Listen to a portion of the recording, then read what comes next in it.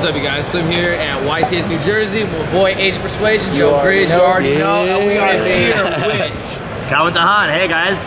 Hey, before we begin, I want to give a shout out to John Henry Knox III, local player in my area, very religious man. Gave me a lot of the cards I needed. Anyway, I'm here representing ARG. I am the team captain. This is our debut event. 3 of us topped: Jeff Jones, Max Reynolds, myself. Up to you guys to debate which of us is better. I got the furthest, but you know, that's yeah. So I basically spent my last top was February. I topped with ABC in Atlanta. I decided it was the best deck, and I was right. And then I didn't play for a long time. I was like, man, these new brandish cards, like I'm not trying to read OCG stuff. My friend Ryan was like on the Worlds grind, teammate Ryan. He's going to Worlds now because he got enough regional points, but he was just playing the whole Pendulum thing the whole time, and I didn't play any Pendulum. And so I just wasn't playing Yu-Gi-Oh for like a couple months. And Ryan's like, hey man, these brandish cards are really cool. I think the format's healthy again. I'm like, yeah, I'm not going to read all these. We moved in together, so we got like a team house. So like one day he was like out shopping, and I just went into his room and like got his deck and I read all the brandish cards, and I was like, wow, these like really suck.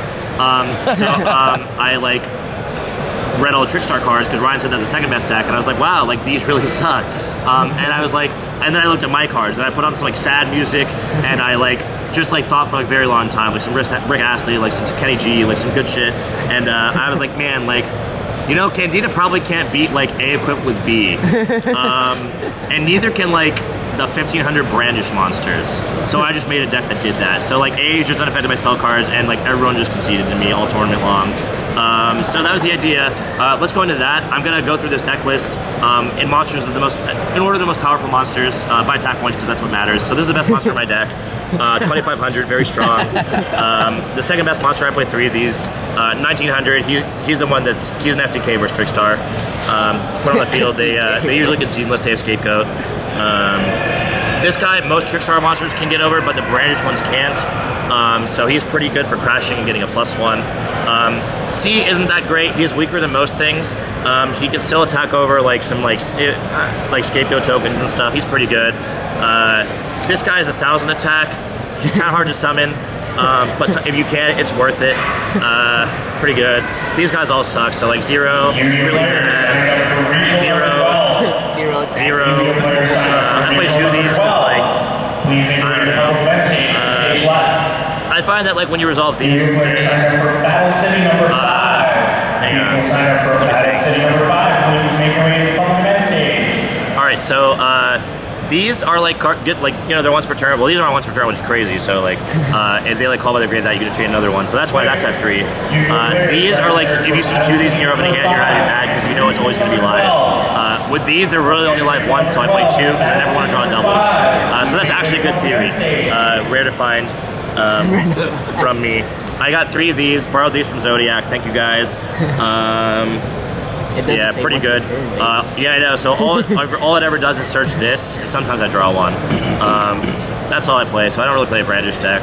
None of that Widow Anchor stuff, because that card doesn't do anything. It's just like, I don't know, a breakthrough skill. This card is probably the best card in my deck. Came up a lot in time. I would like play it and like look at the clock, and there'd be like 3 minutes left, and I'd be like, Josh, you slow playing, and like try really hard to like not like find a way to do 1000, and sometimes I could. This card was great. This card's really good. Combos with that card. I played 3 of these because I'm just trying to like draw. So like I played 9 of each pieces, man. I'm never losing to that. I'm just trying to go second. Oh, I went second this deck. Always going second. So yeah, I just blinded second. So I played 12 hand traps, and then these. So 15 going second cards. So I just like evenly matched them, which is always free because they're like playing Trickstar Brandish, so they just have no back row. And then I just like play this, and they're like troll, and I'm like Gamma, and they're like, damn, I guess I lost. I'm like, yeah, you did. Yeah, you make Buster. You make Buster because it's your main phase 2, so you get Clara. Yeah. This deck has no way to make Buster going first. It's literally just no way. But like if you get a main phase 2, you can just do it with 1 card. So going second's pretty free. Everybody I played this tournament is really free. The hardest person I played was Kamal, my first loss, round 4. I want to shout him out because like I think he's a really good player. Apparently I'm 0 for 3 versus him. I've never beaten him. He's just like super aggressive and like very aggro. Like everything he does is methodical, and like I actually just think he's like the hardest player I've played against ever because like he's like pressuring you so hard. So that's a deserved loss. loss. I deserve that. My loss in top 16. Once again, this is the last call.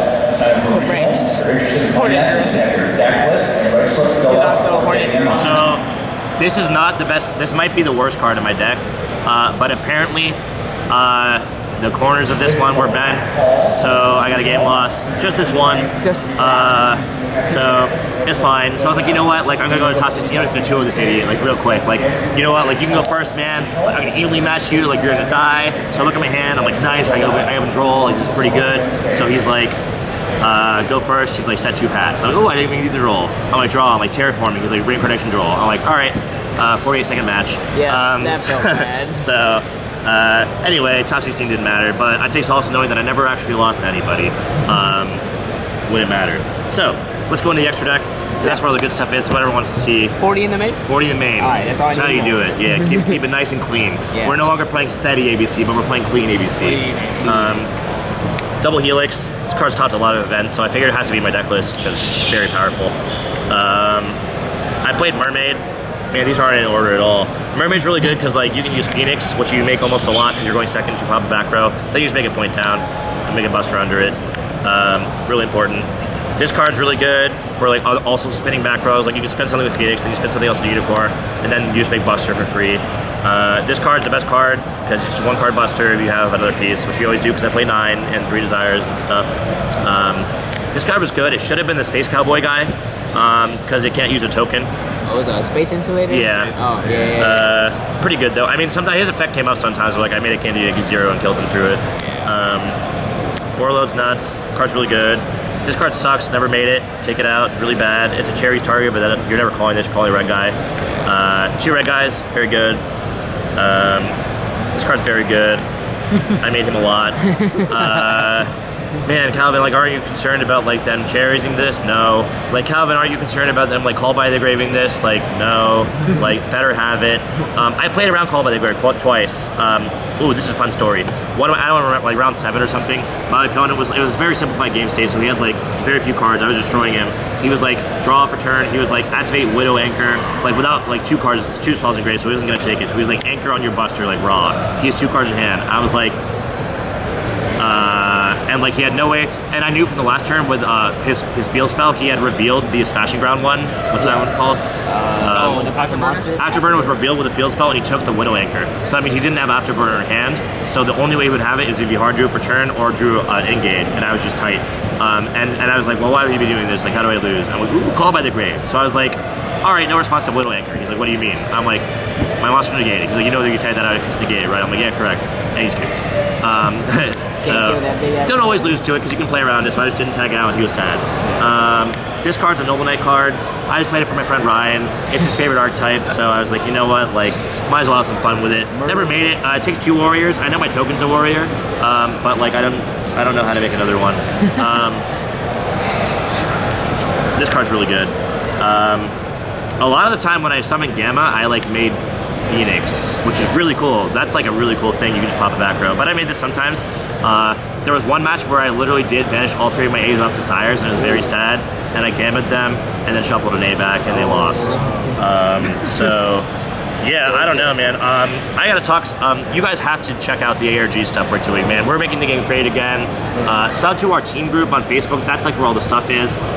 You can read updates from like me, great players like Max and Jeff and like Ryan. Ryan Levine's going to Worlds.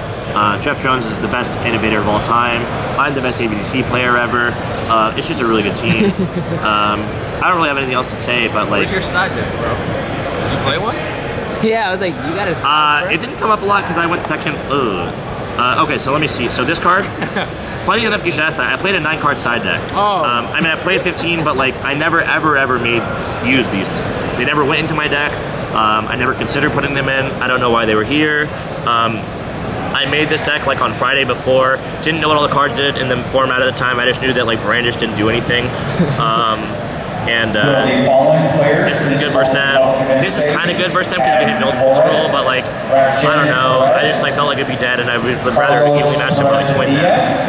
So like, I'd rather use a card with guaranteed. So like, I side this in almost every game, and then sometimes. And this is only if I'm playing a good player, so it only happened like twice, because it's Konami event.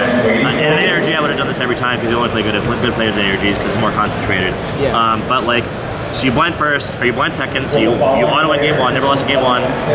Game 2, they're usually like, whoa, I'll go first, because like everyone wants to go first, so I don't sign anything. And I just beat them again. The rare instance where you do good at game 3, because sometimes they'll put like Imperial Order in or something because you're going first. Happens sometimes. So the rare instance where you go into game 3 and it's a good player, and you know that like they think that like I might make them go first again. I choose first, and I put these in. And that's just like Brandish can't win, because they never have an answer for this, because they never expect me to be playing any traps. Yeah. So I won like 2 or 3 matches with that in game 3. But it's like something you don't do every time. It's like very like, it's a read-based thing. But yeah. So that's just a Solemn, an Order, and then 2 Deflectors, 2 A-spells. Yeah, Deflector's good because you can negate Goat and stuff. Really fun. So that's the side deck. So what other shoutouts you got besides your store? Besides my team, but I got some sponsors. Gonna have to Google them. It's my first event. Give me a break. Yeah, it's alright. But yeah, thank you for like Zodiac and like everybody who helped me get cards last minute, because literally the only card that you see in this pile that I own are the ABC cards. So it's been great. My best friend Dylan over here has been hooking me up with a lot of cards. Shout out to Island Games. That's our locals down in Virginia. If you're ever in the area, it's the best local, at least for like 300 miles. That's all I got. Congrats on getting that top 16. Yeah, I'm excited. Yeah, it's good. Champ trade points. That's what matters at the end. You know, gotta grind to the top. 22 tops now. 22. We're pushing it. Wow. We expect to see a lot from you guys. Thank you.